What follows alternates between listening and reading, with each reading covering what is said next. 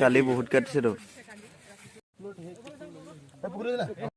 মণিপুৰত দেখোন কোঠাৰ লগত মাইকী কেইটা দিয়ে ইমান ডাঙৰ মটো তই সেইটোকে টাইপ কৰা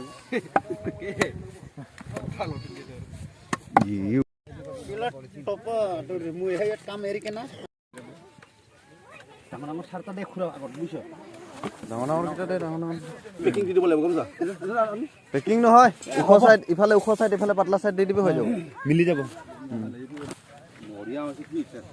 হয়তো চিন্তামান